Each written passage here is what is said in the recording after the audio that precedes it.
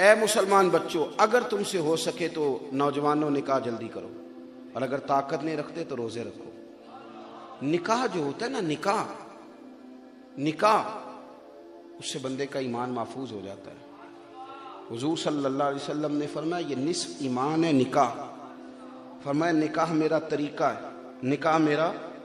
یہ لبرل لوگ ہیں نا، لبرل لوگ آزادی رائے کی بات کرتے ہیں، اب تیزی کے ساتھ یہ چیزوں کو پرموٹ کر رہے ہیں۔ اتنی جلدی کیا ہے شادی کی، تھوڑی موج کر لے، تو کس چکر میں پڑ گیا ہے۔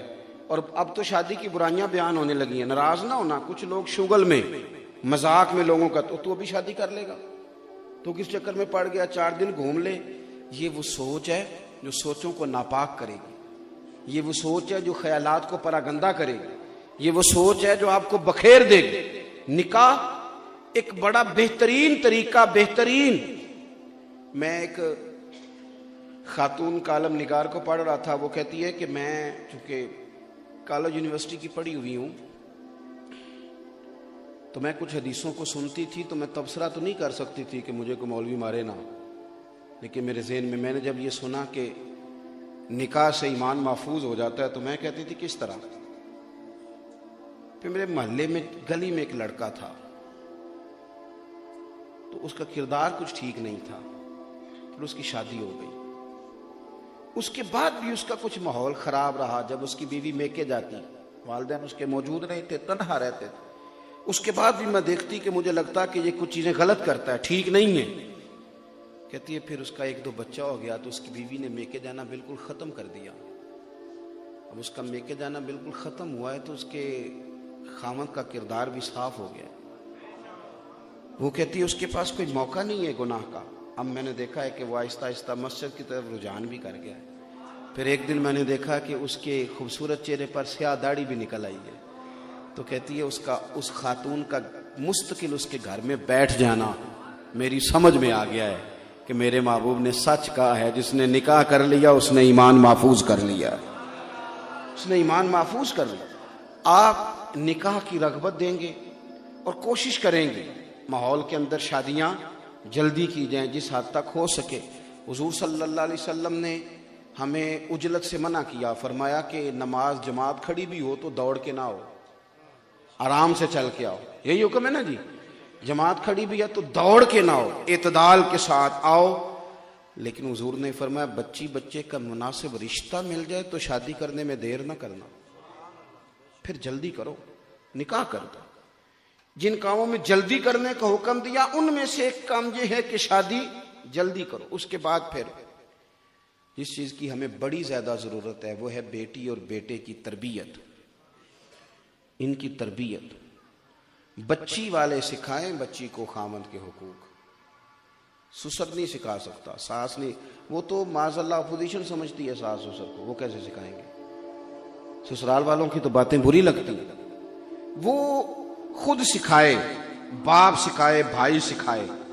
اور جب کسی کے منہ سے کوئی کسی کو کسی کے حق میں قائل کرتا ہے تو بندہ جلدی قائل ہو جاتا ہے۔ یعنی میں آپ سے کہوں گا کہ میں بڑا اچھا آدمی ہوں، میں اس طرح ہوں، میں، تو آپ کہیں گے یہ تو خود نمائی کر رہا ہے۔ لیکن اگر میرے دوستوں میں سے، علماء میں سے کوئی بندہ بات کرے گا، کہے گا یار یہ بندہ اچھا ہے، میں نے سنا ہے کہ اچھے طریقے سے ملتا ہے، یہاں یہ جائیں تو چائے صحیح پلاتا ہے، اس کی مہمان نوازی ٹھیک، کوئی بات کرے گا تو لوگ کہیں گے جی آپ ٹھیک کہہ رہے ہیں۔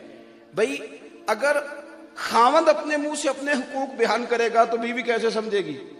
وہ کہے گی صرف یہی حدیثیں ہیں، دوسری کوئی نہیں۔ تو اگر اس کا والد، پھر میں کیا کہہ رہا ہوں، میری بات پہ توجہ کریں، خدا را توجہ کریں۔ ابا جی سمجھائیں بیٹی کو، ابا جی، سیدہ طیبہ طاہرہ حضرت فاطمہ الزہرا قربان جائیں، یہ خاتون جن گلیوں سے گزری ہیں ان گلیوں پر بھی ہماری اولادیں قربان۔ حضرت سیدہ خاتون جنت سیدہ فاطمہ الزہرا رضی اللہ تعالی عنہ کہتی ہیں کسی وجہ سے مولا علی شیر خدا کے ساتھ میری شکر رنجی ہو گئی، اور مولا علی شیر خدا فرماتے، یہ محبت کی بات تھی، یہ کوئی لڑائی تھوڑا تھی۔ کہتے ہیں حضرت علی شیر خدا کہ آج بات میری وجہ سے بڑی تھی، ہو جاتی ہے نا کبھی پیار میں بات، میری وجہ سے بات بڑھ گئی۔ حضور تشریف لائے، سمجھ گئے کہ آج بات علی کی وجہ سے بڑھ گئی، قربان جائیں۔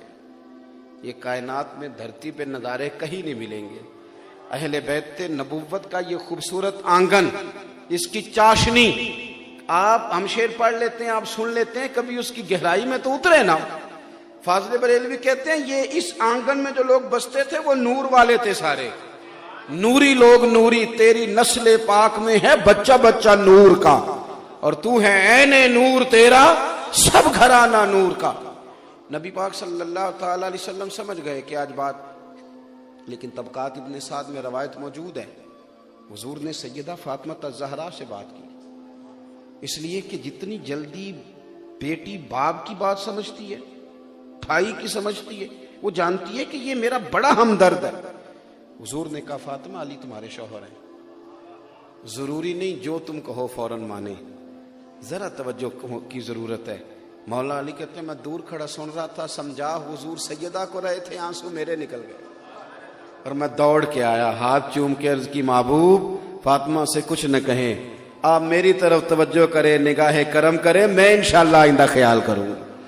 آپ غور کریں گے ان چیزوں پہ، آپ اور بچے کو بھی تھوڑا میں آپ کو ایک بات عرض کروں، باقیوں کے ساتھ آپ کا وقت کبھی کبھار گزرتا ہے، دوستوں کے ساتھ، یاروں کے ساتھ، شادی کے بعد ماں باپ کے ساتھ بندے کی ملاقات محدود ہو جاتی ہے، گھنٹوں میں، 2 گھنٹوں میں، 4 گھنٹوں میں، اس کا مستقل وقت میاں بیوی کا گزرنا ہے۔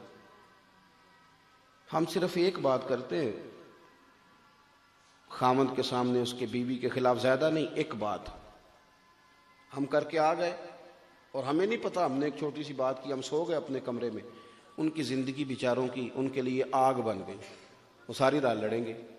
اور اگر ہم تھوڑا سا خیال کرتے، کیا خوبصورت حدیث ہے میرے نبی پاک کی، ابن حجر حدیث لائے، حضور نے فرمایا وہ شخص لعنتی ہے جو خامند کو اس کی بیوی کے خلاف اکساتا ہے، یا بیوی کو اس کے خامند کے خلاف اکساتا ہے، وہ لعنتی۔ کبھی ان کے درمیان دراڑ ڈالنے کی کوشش نہ کریں، کبھی بھی دراڑ ڈالنے کی کوشش نہ کریں۔ حضرت سیدہ عائشہ صدیقہ رضی اللہ تعالی عنہ اور سرکار موجود تھے، تو کسی بات میں کوئی اسی طرح بات چیت ہو رہی تھی تو مولا علی آ گئے، حضرت ابو بکر صدیق آ گئے، اور حضرت سیدہ عائشہ صدیقہ رضی اللہ تعالی عنہ کو ڈانٹنے کے لیے آگے بڑھے، تو حضور نے فرمایا ابو بکر آپ جائیے، اللہ خیر فرمائے گا، آپ جائیے۔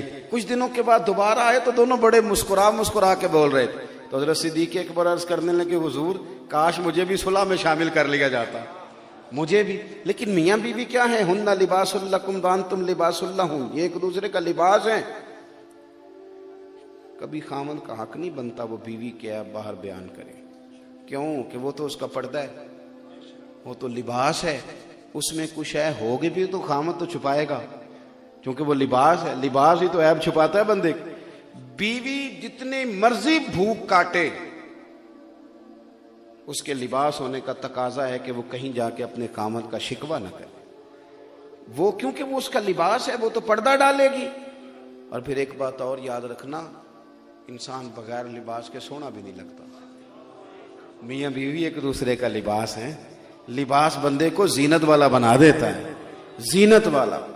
میں کبھی کبھی اپنی والدہ سے عرض کرتا تھا، میں کہتا تھا اماں جی یہ جو دیہات کی عورتیں انہوں نے کچھ مصیبتیں جان بوجھ کے اکٹھی کر لی، جان بوجھ کے۔ اب تو خیر سارے لوگ چلیں، آپ کی بات نہیں کرتا، لیکن میرے کافی سارے دوست ہیں جو اس طرح کرتے ہیں کہ سالن ہی گھر میں پکتا ہے، روٹیاں بازار سے ہی آتی ہیں، اور اکثر نے آپ کی نہیں بات کر رہا میں، آپ کیوں پریشان ہو گئے، انہوں نے موٹر سائیکل کے آگے روٹیاں لٹکائی ہوتی ہیں، شام کو کھانا لے کے آ رہے ہیں۔ ہماری اماں کہتی تھی کبھی اگر بازار سے صبح کے وقت نان آتے تو کہتی تھی یہ میری انسلٹ ہے، لوگ کیا کہیں گے کہ روٹی نہیں پکاتی گھر میں۔